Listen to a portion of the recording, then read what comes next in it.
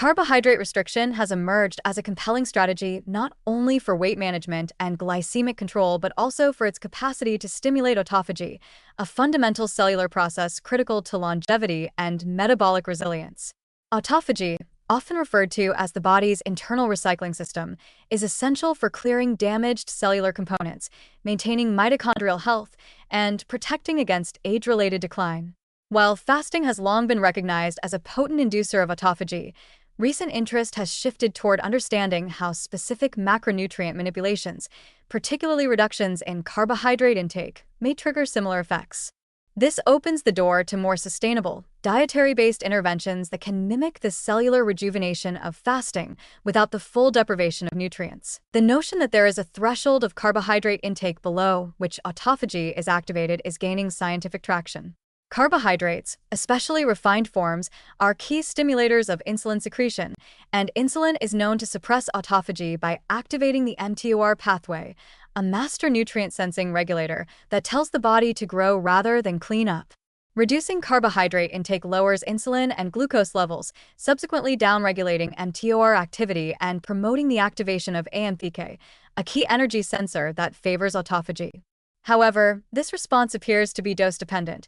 Mild reductions in carbohydrates may not be sufficient to induce autophagy robustly, while more significant restriction, such as that achieved through ketogenic or very low carbohydrate diets, may cross the metabolic threshold needed to flip this cellular switch. This threshold model offers a practical and individualized framework.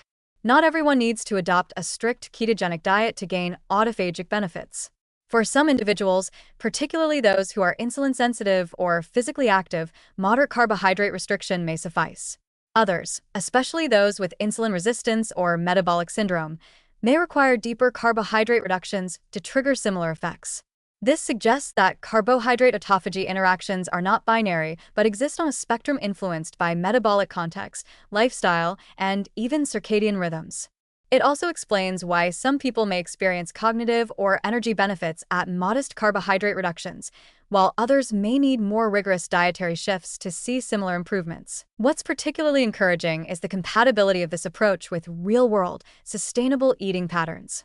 Intermittent carbohydrate restriction, whether through cyclical low-carb days, time-restricted eating, or low-carb mornings followed by balanced evening meals, could offer flexibility while still allowing for autophagic engagement.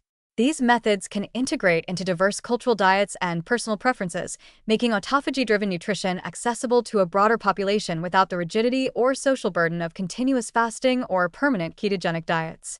Moreover, when paired with other supportive practices such as physical activity, sleep optimization, and stress reduction, the autophagic response may be enhanced, amplifying the benefits of carbohydrate modulation. Importantly, the potential anti-aging implications of this strategy are profound.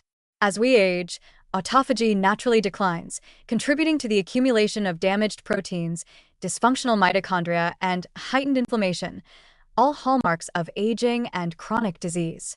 By reawakening autophagy through diet, we may help restore cellular housekeeping functions, reduce oxidative stress, and support healthier aging at the biological level.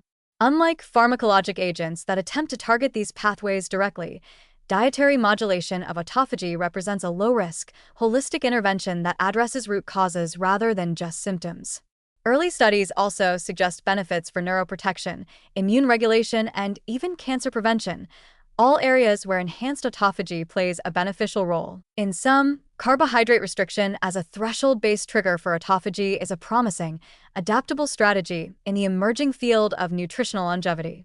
It provides an elegant intersection between modern metabolic science and ancient biological wisdom, leveraging our evolutionary adaptations to feast and famine. While more research is needed to define precise carbohydrate thresholds for various populations, the early evidence supports a role for moderate to significant carbohydrate reduction in activating our cellular renewal machinery. For those seeking to age well, improve resilience, and optimize health span, understanding and utilizing this metabolic threshold could prove to be one of the most powerful tools in the nutritional toolbox.